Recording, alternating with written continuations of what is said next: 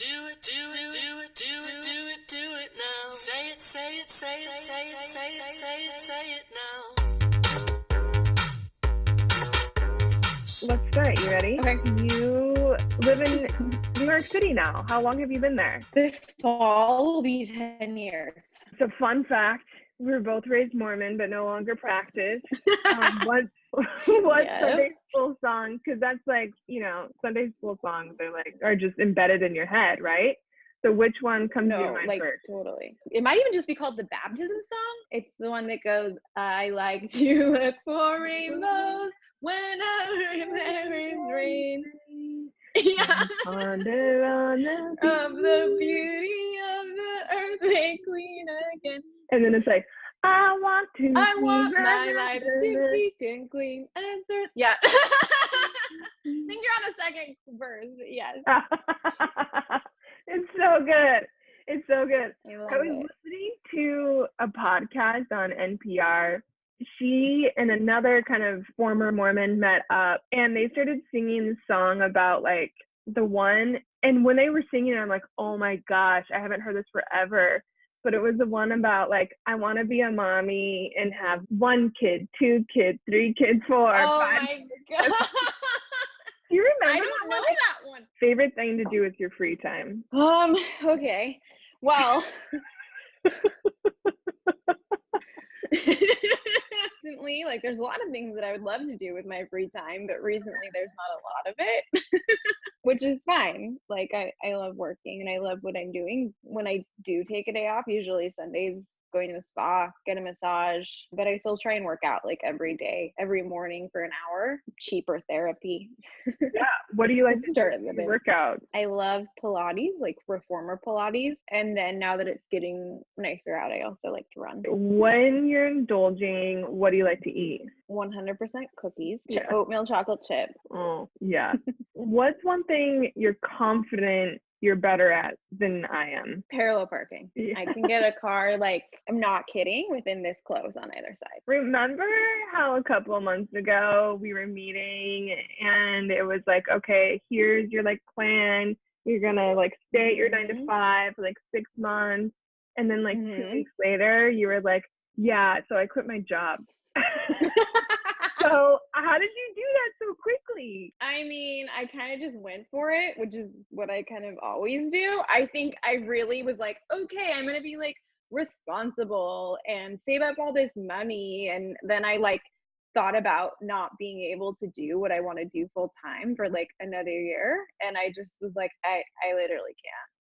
I already have had this as my side hustle for a year and a half. And just the thought of not being able to put everything that I want into it was just terrifying, more terrifying than not having stability. So I just went for it. And it's so far been the best decision. No regrets. Zero regrets. I should have done it sooner. Yeah.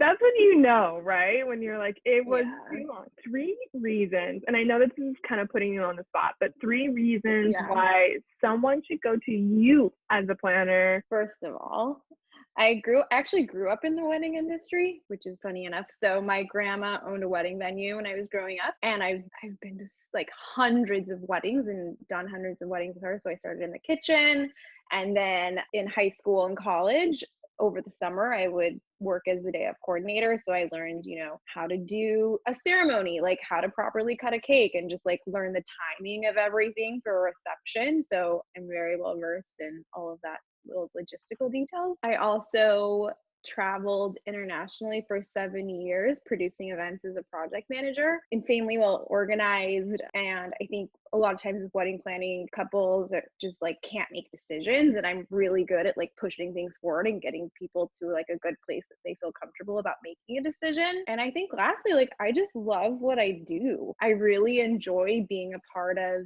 a couple's life for what is a really fun and exciting time. It's nice. Some of my couples are now some of my really good friends, which is really cool. Awesome. It probably says a lot to your style of working. You've traveled so much in your life for your job, and then also just personally, what's the one place you traveled to that you're this area is totally underrated And then tell me the place that you feel like is very overrated. I would say underrated would be southwestern France. It's called the Languedoc region. Probably pronouncing that wrong and butchering it, but I don't speak French. Actually, the largest wine producing region in France. It's just gorgeous, and the wine is really cheap but amazing. I think when most people think of France, they think of Paris or Bordeaux or the South, but the Southwest is just like this really gorgeous, like untouched area. I went there for a week with some friends, and we didn't see one American, which was really cool. Really felt like that's kind of refreshing. I think we saw one Canadian, but no Americans, which was like really refreshing for a vacation. Like you really felt like you get away. Overrated? Mexico City. I actually just got back from there, and I feel like everyone is going there right now. Like every single friend I know, I feel like all over social media, a bunch of influencers are going. And don't get me wrong, it's great. I loved it. The food was amazing, but I just kind of felt like I could be it's a big city. I felt like I could have been anywhere. Like it could have been Barcelona, it could have been Berlin, like it could have been parts of Brooklyn. Like I just didn't really feel like I was away. But I did like so it. interesting, because I've heard the same thing, that Mexico City is like really, really special. And so you don't feel like what I've heard from it is like it's really bright and vibrant, and like architecturally it's really different. So you feel like city-wise it was just like, this is another city. It was another city. I feel like I've seen it before. Yeah. I loved it. Like I love cities, but I think maybe I'm just more of a traveler who likes like a really unique experience. Okay, so there's this podcast called Guilty Feminist. She meets with these comedians, and she always starts off her podcast with, I'm a feminist, but I like pluck my eyebrows 20 times a day or whatever, like I do whatever. It's so good, right? Because I think like as feminists, we can get like on our renty feminist bits and just be like, oh no, you're right. Like we're all behind this. And then we're like, we also love this about things that are anti-feminist. So I have a lot, but one of them is I would meet up with my girlfriends in Chicago to watch The Bachelorette or Bachelor every week. It was so fun, and also just like soul sucking, right? But like also so fun. So what's your I'm a feminist but? I also love The Bachelor. Right. Not like the biggest fan of Bachelorette, but love The Bachelor. Probably though, like Sex and the City. I love watching it. If I'm in a bad mood, I'll put on Sex and the City. Like if I don't know what to watch, I'll put on Sex and the City. Like I love like every single episode. It's like I know them, and from like the clothes, the situations, to like the characters. It's just like so iconic. But I just don't think like the storylines or the characters are like would fly today. Like it's so not like feminist. Like it's horrible towards women. Don't you feel like I feel like at the time it was feminist, and so it's been like grandfathered in. Like it's okay, you can watch it. It's just been grandfathered in. Totally. Yeah, at the time it was like very revolutionary. Like, oh, women having sex in the city and they're single. But like now it's just like some of the crap that they put up with guys, and like I don't know, especially like Charlotte, like so not okay. There's actually an Instagram handle that like rewrote a lot of her lines, and it's called like Woke Charlotte. Pretty incredible. The one thing you're super proud of in your work currently? I would say later this summer, I'm planning my biggest wedding yet. It's going to be for 400 people. And and the style and the design, like it's just like really ornate and like over the top, and it's just going to be awesome. Like I can. Where is it? It's going to be in Brooklyn. Oh, fun. That's cool. I know that you're wanting to do like upstate New York stuff, but I mean, city stuff's cool too, right? Yeah. I have a few upstate. City stuff is great too. What's your number one fear? Flying. That's really like so funny to me with all of the traveling that you do. So you just knuckle it, like you just get in the seat and like, what do you do? I have like a whole routine. I have to be very calm on the way to the airport. I have to get there early. I have to like have time to like meditate. I'm really into like essential oils, and I get those going. I have to have like a lot of stuff to distract me, like lots of snacks, lots of books, lots of TV shows. The more I can be stimulated and distracted, the better. But if the turbulence gets bad, like I'm screwed. There's like nothing like I'm like basically convinced the plane is going down and then I'm going to die if it gets really bad. Oh, yeah. And really bad. If it's a smooth flight, I'm fine, but I've had some really scary experiences. And so just knowing that that could happen again really creeps me out. Yeah, but doesn't prevent you from going. It just, I tolerate it because I know like it's totally worth it. I mean, I've been to over 30 countries. Like I don't plan on stopping. But yeah, yeah, cool. I hate Yeah, flying. not cool, but terrible. Yes. Yes. Yeah, not All right. cool. You listen to podcasts. What are Hmm. you listening to right now? I'm obsessed with How I Built This. I've Mm. binged listened to every single episode. I wish it would make more faster. No, I Guy know. Raz is like so amazing. Girl Boss Radio is back on. I really like the one with Sophia Maruso. I've been listening to that since she first started and it was like so inspiring to me, Wait, does she not especially do a it few years anymore? ago. She does, but they now have Girl Boss Media and they have like a whole, I think they have maybe even like 3 podcasts like Oh, going wow. on. Yeah, That's it's a whole great. thing. What's one Yeah. of your How I Built This episodes that stands out to you as one of your favorites? This is sad, but I really like the Kate Spade one. Sad to think about because I remember I listened to it the first time before she passed and she just has like such an incredible story. One of the first ones that I actually re-listened to a few weeks ago, the founder of Spanx, Sarah, Yeah, I know who you're talking about. that one's really good. Yeah, she was great. And then the Instagram one is just like really interesting because basically those guys just like got really lucky. Like, yeah, they did the work, but it was just kind of like right time, right place, like luck. And I always love when at the end of the episode, it's like, you know, what part of like what you've built is like hard work and, you know, like, and then what part is like luck.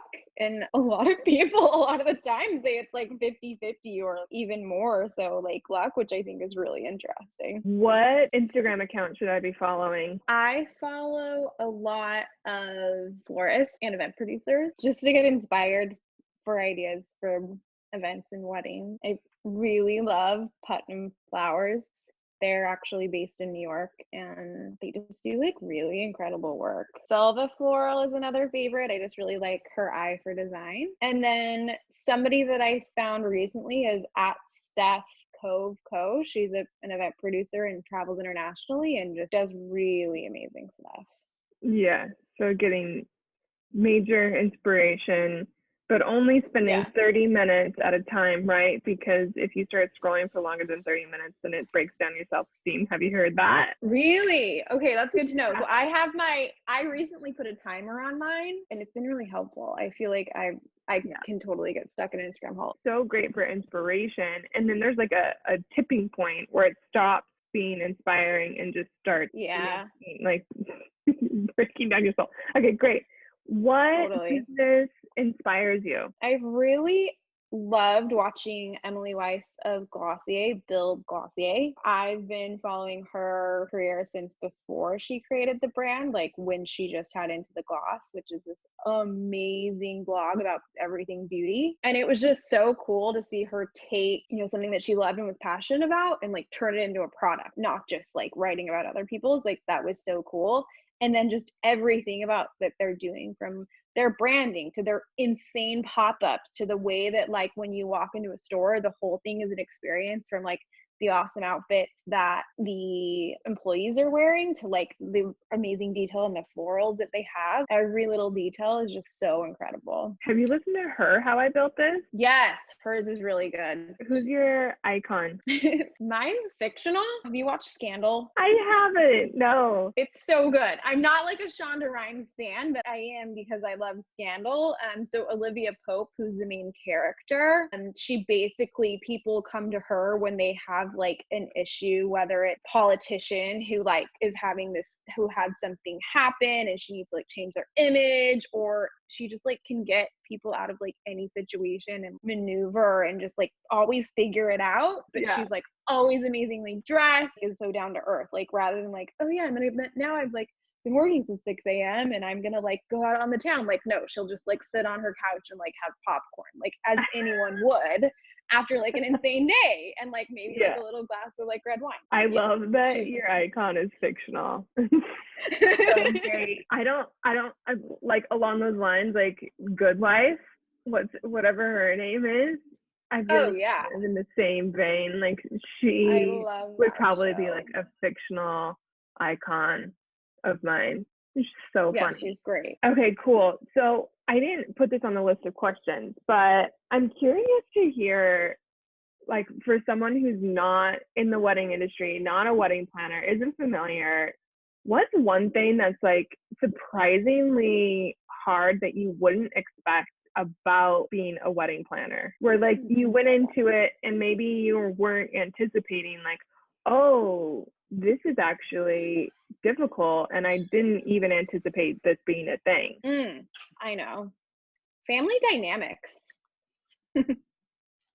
Like, if somebody who's getting married, let's say their parents are divorced and maybe they don't get along, you can get caught in the middle of that as a planner. And I have, and that's not something I really anticipated when I got into this.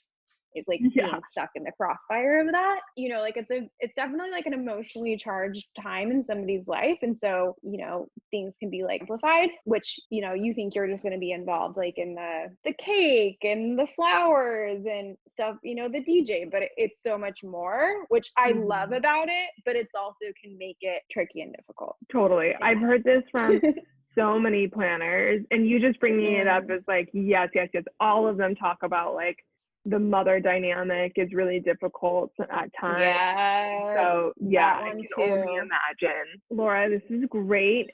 Thank you so much for giving us a bit of an insight and taste into your life. Thanks so much.